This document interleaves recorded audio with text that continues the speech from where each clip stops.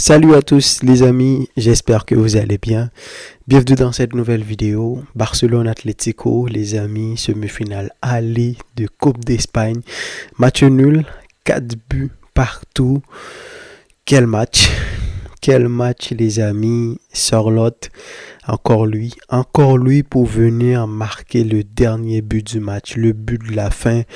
Heureusement, cette fois-ci, c'est pas le but de la victoire, contrairement à la dernière fois en championnat. Mais c'était plutôt le but de l'égalisation, donc score final. 4 buts partout. Alors, je suis passé par toutes mes émotions dans ce match-là. Franchement, si on enlève tout ça, le fait que c'est le Barça, je pense qu'aujourd'hui, on vient d'assister à une semi-finale digne de ce nom. Barcelone, Atlético de Madrid, je ne m'attendais pas moins. Hein. Je suis passé par toutes mes émotions en regardant ce match-là. Comme je vous le dis, c'est que déjà, l'entame de match, t'encaisses un but au bout de la première minute de jeu. L'Atlético qui sente le ballon, au bout de 23 minutes, ils sont déjà dans ton camp en train de tirer. Chesney qui envoie le ballon en corner et sur le corner, Antoine Griezmann qui sente et Alvarez qui se passe dans le dos, qui marque le premier but. C'était bizarre parce que ces derniers temps, j'ai remarqué une sorte de sérénité défensive chez cette équipe du Barça là, parce que on sort quand même des matchs assez compliqués, hein. À Alaves en championnat, victoire en but à 0, c'était extrêmement compliqué. Oui, Séville, on les a marqués au moins 4 buts, je crois, si je me souviens bien. Donc on a pris un carton rouge dans ce match-là. Fermin avait pris un carton rouge. Rayo Vallecano, je l'ai vu, c'était un match compliqué. Et là, Las Palmas, victoire 2 buts à 0. Ça, encore une fois, c'était un match compliqué, mais le Barça s'en est sorti à cause d'une sérénité défensive qu'a donné cette équipe-là. Et aujourd'hui, je m'apprêtais à titrer ma vidéo. Ce Barça-là est différent par rapport à ce que j'ai vu ces derniers temps. Donc, t'encaisses un premier but à la première minute de jeu. Quelques temps après, t'encaisses un autre but. 2-0 au bout de 6 minutes de jeu. Je me suis dit, c'est quoi ça? C'est pas le Barça que j'ai vu ces derniers temps.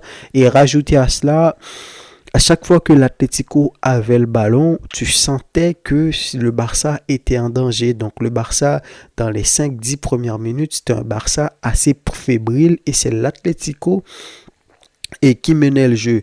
L'Atlético, soit dit en passant, franchement, une très belle équipe. Simeone a vraiment réussi à créer une équipe compétitive et je vais aller même encore plus loin pour dire que je pense que c'est vraiment l'équipe qui peut poser problème à ce Barça-là. Hein.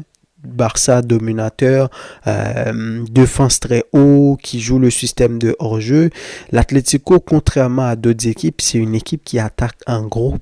Et ça peut perturber cette défense du Barça là, même si au final c'est encore une fois le Barça qui a donné le match. J'enlève rien à l'Atlético, ils ont essayé jusqu'au bout, mais je pense aussi que il y a certains petits trucs qui ont chamboulé le match et on va y revenir quelques temps après.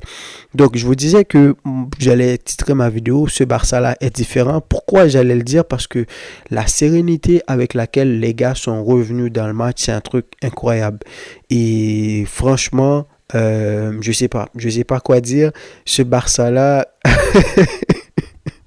en même temps, ils sont plaisants à regarder, mais en même temps, tu encaisses 2 buts, tu te dis quand même, ça va être super compliqué. Déjà, dès la 25e minute de jeu, tu as égalisé. Kobarsi qui a marqué. Kobarsi, je pense que c'est son premier but en pro. C'est son premier but pour l'équipe première. Je me souviens pas que Kobarsi avait marqué des buts. Il a terminé homme du match à plusieurs reprises, que ce soit en Ligue des Champions et autres. Mais là, qui vient au second poteau, qui marque. T'as Lamine Yamal qui revient en forme et c'est passé par ça et c'est ça qui m'a plu. Lamine Yamal, ce petit-là, les amis, j'espère qu'il ne va pas se blesser, parce que à quel point il est dangereux. C'est lui qui décide le tempo. La passe qu'il fait là pour Koundé qui est allé faire la passe en retrait pour Pedri qui a réduit le score à 2-1 avant le but de Koubarsi. Depuis bien avant, on a senti que tous les dangers allaient venir du côté de Lamine Yamal. Xavi Galán aujourd'hui, il a passé un mauvais premier mi-temps, carton, beaucoup de fautes faites sur Lamine, déséquilibre, petit pont. Franchement, Lamine Yamal, il aura tout fait. Il aura tout fait. Je n'ai pas vu c'est qui a terminé homme du match, mais Lamine Yamal, quel match il a fait aujourd'hui. Pedri, encore une fois, un slalom exceptionnel, le Pedri. Et c'est dommage encore une fois. La dernière fois contre l'Atleti, il avait joué un excellent match. Un excellent match et aujourd'hui, il a joué encore une fois un excellent match. Mais malgré ça, c'est pas suffisant. J'ai un petit problème sur le côté gauche, notamment en première mi-temps. Je sens que la connexion entre Baldé et Rafinha, ça marche pas très bien. Je sais pas si c'est parce que c'est deux joueurs assez similaires. Baldé, il aime ça coller la ligne. Rafinha aussi, il a une pointe de vitesse, tout comme Baldé. Contrairement à Koundé et Koundé qui cherche tout le temps Lamine qui passe, Koundé qui passe dans son dos, qui fait comment on appelle ça là, qui passe dans le dos, le overlapping qui passe dans le dos. On n'a pas trouvé ça du côté du côté gauche avec Baldé qui constamment rentre dans l'axe. Et en première mi-temps, surtout dans les 10-15 premières mi-temps, Baldé n'a pas été très bon. Déjà le deuxième but là que Griezmann a marqué, Baldé qui se fait dribbler comme du n'importe quoi, et l'incapacité à combiner avec Rafinha, ça m'a un peu énervé en première mi-temps. Frenkie de Jong, encore une fois, un très bon match. Je pense que ça fait un moment que Frenkie a repris sa place, même si la dernière fois c'est Casado qui était titulaire, et je pense que c'était un très bon choix de la part de Hansi Flick, étant donné le match que j'ai vu contre Las Palmas. Mais je pense que Frenkie, là en ce moment, avec Pedri, il commence à avoir une synchronicité, il commence à s'entendre. Et quand ces deux gars-là jouent extrêmement bien, c'était exceptionnel aujourd'hui, le match qu'ils ont fait. C'est pour ça que j'ai ce goût amer-là à travers la gorge, comme la dernière fois. Tu peux pas faire un match nul pendant ce match-là. Le gros match que tu as sorti, la sérénité qu'avait ce Barça-là pour marquer 4 buts. Le Barça, on aurait pu en marquer 5. Ferran Torres, il a raté 2 buts aujourd'hui. Lui, c'était pas son match aujourd'hui, même si dans les combinaisons, dans les déplacements, il n'a pas été mauvais, mais dans les derniers gestes, il n'a pas été très bon. Aujourd'hui, Koubarsi exceptionnel, Inigo Martinez exceptionnel, et comment il s'appelle, Chesney dans les buts exceptionnels. Il a fait de très bons arrêts. Avant ça, un arrêt sur comment il s'appelle, Griezmann, et qui a essayé aussi d'amener cette sérénité là en défense. Donc c'est quand même dommage. Maintenant, pour moi, ce qui a changer le match et ce qui a permis pour moi à l'Atlético de revenir dans le match, c'est les changements. Les changements, faut l'avouer, ces derniers temps, Flick, il est en contrôle de son équipe. Le travail qu'il fait est exceptionnel, mais je pense que dans ce match-là, il s'est trompé. Et on l'a vu dans les 15 dernières minutes, l'Atlético est revenu, ils ont marqué, et c'est à cause de cela. Bon, les changements, Lewandowski qui rentre à la place de Ferran, je suis pas contre. Donc Ferran, il n'était pas très bon. Il avait besoin de plus de justesse, plus de finesse dans cette attaque-là. Il l'a pas fait. Le changement de Dani Olmo, même s'il faisait un excellent match, Gavi qui rentre, ça, est-ce que je peux parler de Hansi Flick? Peut-être qu'il aurait dû mettre Fermin, je sais pas, mais Gavi est censé être capable de jouer ce rôle-là. Et surtout, je l'ai compris parce que amener Gavi, ça densifie beaucoup plus ton milieu de terrain, mais en même temps, tu es beaucoup moins dangereux. Tu es beaucoup moins dangereux parce que l'Atlético, l'une des raisons pour lesquelles ça a été compliqué pour eux quand le Barça a commencé à vraiment leur mettre la pression, à marquer le 3e but, le 4e but, c'est qu'il y avait constamment un Dani Olmo qui était dans les combinaisons. Tu rajoutes Lamine Yamal qui était très bon, tu avais Pedri, tu avais Frenkie, tu avais Olmo. Ces gars-là, ils étaient constamment un peu partout au milieu de terrain Et ça posait beaucoup de problèmes à la défense de l'Atlético. Mais quand Olmo est sorti, et tu rajoutes à un Gavi qui est rentré, qui n'a pas été très bon. Ça fait quelques matchs là que je vois Gavi, je sais pas, il amène pas ce que Gavi normalement il amène. Et à ce moment-là, le Barça a perdu le contrôle. Donc tu as Pedri qui est sorti aussi, donc t'as beaucoup moins de maîtrise. Rafinha qui est sorti, Fermin qui est obligé d'être isolé sur un côté. Là-dessus, je pense que Flick qui s'est trompé dans les changements parce que quand tu as marqué le quatrième but, vous l'avez vu, le Barça était en contrôle. Pedri, Gavi, Frenkie, Lamine, etc. Le Barça était en contrôle. J'ai vu beaucoup de gestes techniques, beaucoup de contrôle, beaucoup de maîtrise, beaucoup d'autorité. Sauf que habituellement, dans ce genre de match-là, ce que fait Flick, c'est s'il enlève Rafinha, il met automatiquement Gérard Martin qui passe en tant que latéral gauche, qui est beaucoup plus défensif, et il fait monter Baldé de temps en temps. Ce qui veut dire que tu enlèves Rafinha, mais tu as quand même une pointe de vitesse sur le côté, ce qui permet à l'équipe d'être aussi dangereuse parce que Simeone, il a ramené son Molina en tant que latéral, il a doublé sa zone et Marcos Llorente aussi, quand il est monté beaucoup plus haut, c'était beaucoup plus compliqué pour le Barça. Donc tactiquement, je pense que Simeone a fait les meilleurs changements en faisant monter Correa, en faisant monter Sorloth, en faisant changer de position à Marcos Llorente et tout ça. Il a eu le flair aussi d'enlever Javi Galán. Je pensais qu'il allait le faire à la mi-temps, mais il ne l'a pas fait.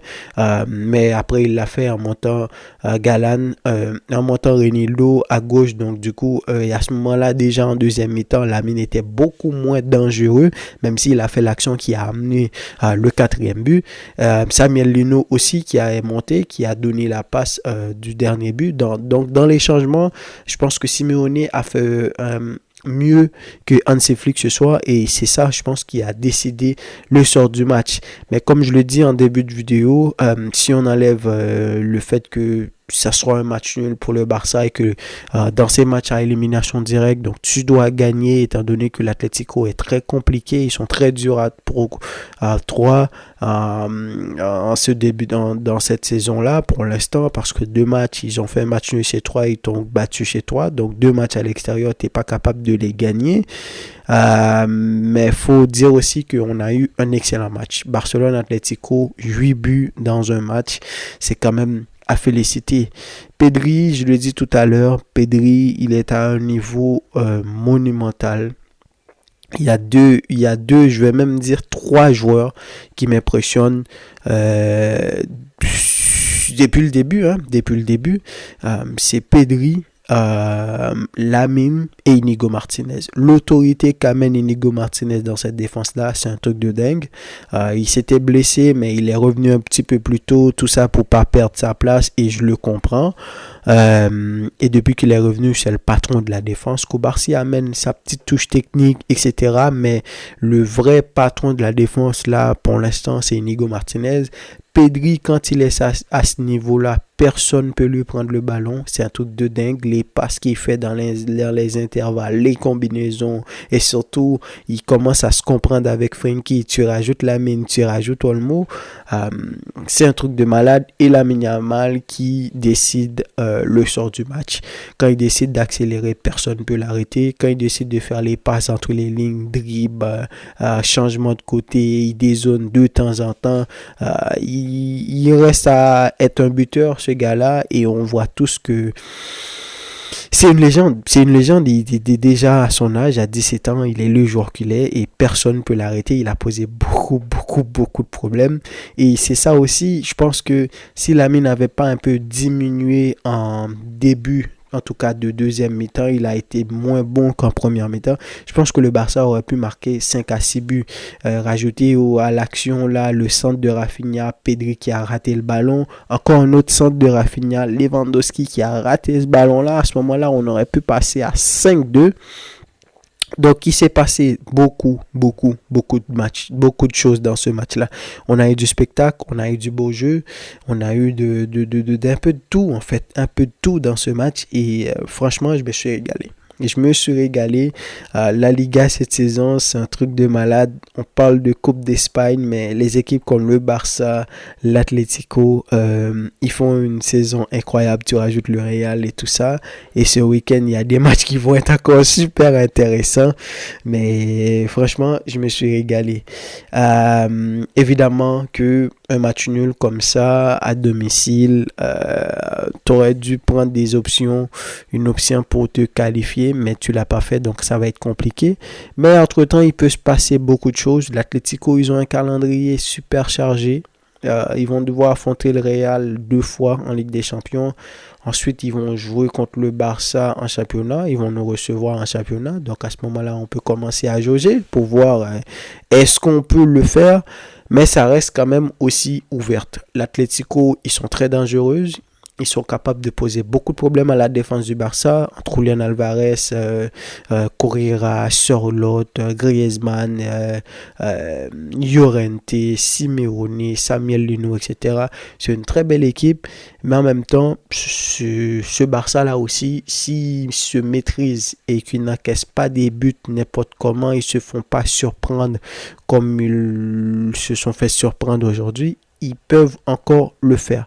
Donc, donnez-moi vos avis, les amis, dans les commentaires. Superbe match, franchement, superbe match, digne d'une semi-finale, même une semi-finale de Ligue des Champions, presque que j'ai vu aujourd'hui, mais c'était une demi-finale, une semi-finale de Coupe d'Espagne et c'était un véritable spectacle. Donnez-moi vos avis, les amis, et quant à moi, je vous dis à la prochaine pour une nouvelle vidéo. Salut!